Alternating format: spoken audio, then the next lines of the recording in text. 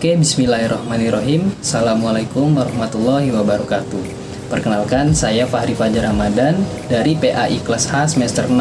Di sini saya akan membuat video pembelajaran fikih tentang materi riba, bank, serta asuransi. Jadi tanpa basa-basi, mari kita lanjut ke video materinya. Yang pertama, pengertian riba.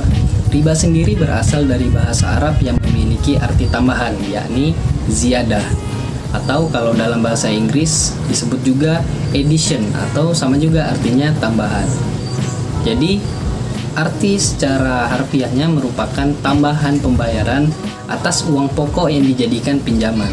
Sementara menurut istilah, riba adalah pengambilan tambahan baik dalam transaksi jual beli maupun pinjam-meminjam secara batil atau bertentangan dengan prinsip muamalah dalam Islam. Selanjutnya, dasar hukum riba. Dasar hukum melakukan riba adalah haram menurut Al-Quran, Sunnah, serta ijma ulama.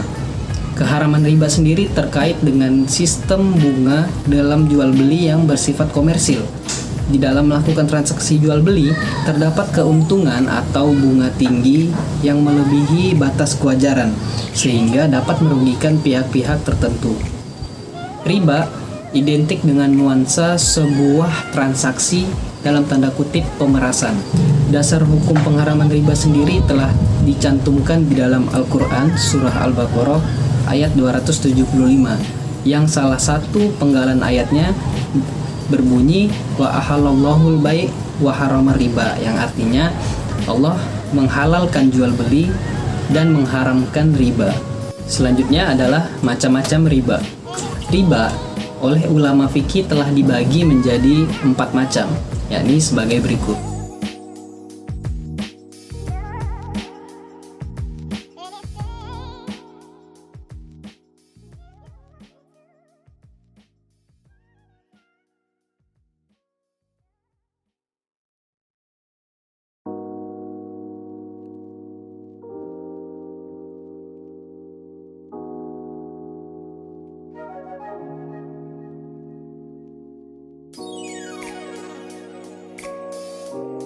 Dari status keharaman riba, dapat kita simpulkan bahwa dilarangnya riba pasti memiliki berbagai macam hikmah serta manfaat yang dapat kita peroleh, yakni sebagai berikut. Yang pertama, hikmah diharamkannya riba yaitu menghindari tipu daya antara sesama manusia.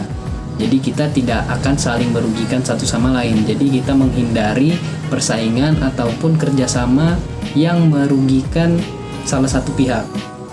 Kemudian yang kedua, melindungi harta sesama muslim agar tidak dimakan secara batil. Jadi ketika kita bekerja sama sesama muslim maupun kepada siapapun non muslim, sesama manusia, kita tidak boleh mengambil keuntungan dari mereka secara batil, karena tentu saja hak yang kita dapatkan itu adalah haram. Kemudian dapat memotivasi orang muslim untuk menginvestasikan hartanya pada usaha-usaha yang bersih. Jadi tidak menginvestasikan hartanya kepada lembaga-lembaga yang riba. Dan hikmah yang paling utama adalah menjauhkan orang muslim dari sesuatu yang menyebabkan kebinasaan, karena pemakan riba adalah orang-orang yang zolim, dan akibat kezoliman adalah kesusahan serta kerusakan. Kita beralih ke materi bank. Kata bank sendiri berasal dari bahasa Italia, banca, yang artinya meja. Kemudian, menurut Undang-Undang Nomor 10 Tahun 1998 tentang perbankan, yang dimaksud bank adalah badan usaha yang menghimpun dana dari masyarakat dalam bentuk simpanan dan menyalurkannya kembali kepada masyarakat dalam bentuk kredit atau bentuk-bentuk lainnya dalam rangka meningkatkan taraf hidup rakyat banyak. Bank sendiri memiliki beberapa fungsi, yaitu yang pertama, menyimpan dana masyarakat, kemudian menyalurkan dana tersebut ke publik, kemudian memperdagangkan utang piutang, kemudian mengatur dan menjaga stabilitas peredaran uang, dan kemudian yang terakhir, tempat menyimpan harta kekayaan yang terbaik dan yang aman, karena di bank pasti dijaga uangnya seperti itu. Kemudian, bank juga memiliki beberapa tujuan. Yang pertama adalah menolong manusia dalam banyak kesulitan.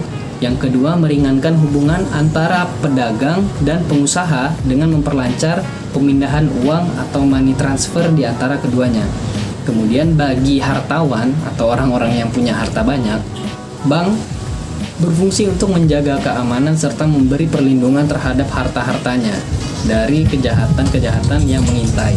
Dan yang terakhir, untuk kepentingan dan perkembangan, baik secara nasional, internasional, dan maupun dalam seluruh bidang kehidupan. Bank juga dibagi menjadi beberapa jenis, yakni yang pertama dilihat dari fungsinya, kedua dilihat dari segi kepemilikannya, dan yang ketiga dilihat dari segi pengelolaannya. Kemudian kita akan membahas tentang bank syariah. Bank syariah adalah suatu bank yang dalam aktivitasnya, baik dalam penghimpunan dana maupun dalam rangka penyaluran dananya, memberikan dan mengenakan imbalan atas dasar prinsip syariah atau islami. Bank syariah mempunyai konsep dasar transaksi. Yang pertama adalah efisiensi, kemudian yang kedua adalah keadilan, dan yang ketiga adalah kebenaran. Bank syariah juga memiliki produk, misalnya dalam prinsip jual beli terdapat pembiayaan murabahah, kemudian salam, dan juga istisna. Kemudian di dalam Islam sendiri, bank memiliki beberapa hukum. Jadi ada ulama yang mengharamkan, ada yang membolehkan, ada juga yang menganggap masih syubhat atau masih samar.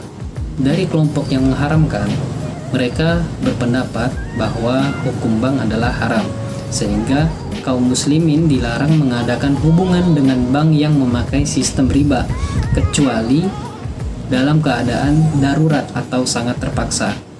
Lalu dari kelompok yang tidak mengharamkan atau yang membolehkan bank, mereka berpendapat bahwa kegiatan bermuamalah kaum muslimin dengan bank bukan merupakan kegiatan yang dilarang. Bunga bank di Indonesia juga khususnya tidak bersifat ganda seperti yang digambarkan dalam surah Ali Imran ayat 130. Kemudian yang terakhir, kelompok yang menganggap syubhat atau samar. Mereka berpendapat bank adalah sesuatu yang masih samar, masih syubhat, masih bisa diperdebatkan karena tidak ada nas atau dalil yang secara spesifik menyebut tentang bank. Lalu kita beralih ke materi terakhir, yakni tentang asuransi. Asuransi sendiri berasal dari bahasa Inggris insurance yang artinya jaminan. Sedangkan menurut istilah, asuransi adalah perjanjian pertanggungan bersama antara dua orang atau lebih. Pihak yang satu akan menerima pembayaran tertentu bila terjadi suatu musibah, sedangkan pihak yang lain juga membayar iuran yang telah ditentukan waktu dan jumlahnya. Adapun tujuan dari asuransi secara umum adalah demi kemaslahatan dan kepentingan bersama melalui semacam iuran yang dikoordinir oleh penanggung jawab, artinya si pihak asuransi tersebut.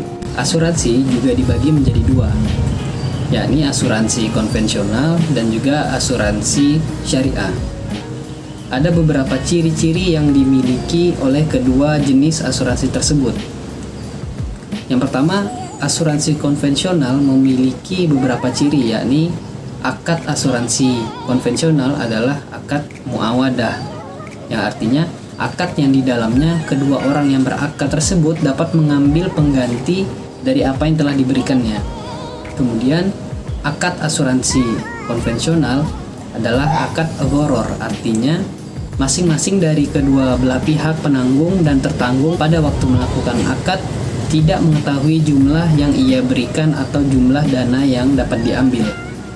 Asuransi syariah juga memiliki beberapa ciri, yakni asuransi syariah dibangun atas dasar ta'awun atau kerjasama.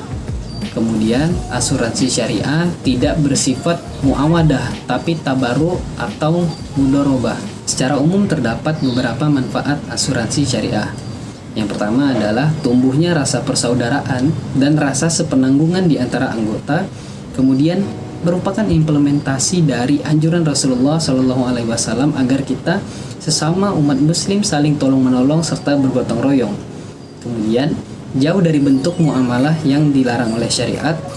Dan yang terakhir, dapat memberikan perlindungan dari risiko kerugian yang diperoleh oleh salah satu pihak. Dalam Islam sendiri, ada beberapa status hukum mengenai asuransi. Ada yang mengharamkan, ada yang membolehkan, ada juga yang menganggap syubhat, sama seperti bank. Yang pertama, dari kelompok ulama yang mengharamkan riba. Di antara alasan mereka adalah riba itu sama dengan judi, yakni mengandung unsur yang tidak pasti, juga mengandung riba. Kemudian dari kelompok ulama yang membolehkan asuransi, di antara alasan mereka adalah tidak ada nas atau dalil yang mengharamkan asuransi. Kemudian karena sudah ada kesepakatan antar kedua belah pihak serta saling menguntungkan di antara kedua belah pihak. Dan yang terakhir, asuransi dapat menanggulangi kepentingan umum karena premi yang diterkumpul dapat diinvestasikan untuk proyek-proyek yang produktif dan pembangunan. Kemudian yang terakhir, dari kelompok yang menganggap asuransi adalah syubhat atau samar. Mereka beralasan bahwa tidak ada dalil atau nas yang menghalalkan ataupun mengharamkan asuransi. Karena itu mereka menganggap asuransi masih merupakan sebuah hal yang samar. Baik, sekian video materi pembelajaran fikih dari saya tentang riba, bank, dan asuransi. Mohon maaf jika terdapat kekurangan dan kesalahan kata maupun kekurangan dari penyampaian materi. Saya harap penonton juga memiliki referensi lain sebagai tambahan untuk mengerti tentang materi ini, dan tentunya kita bisa berdiskusi bersama secara sehat tentang riba, bank, juga asuransi. Sekian, wassalamualaikum warahmatullahi wabarakatuh.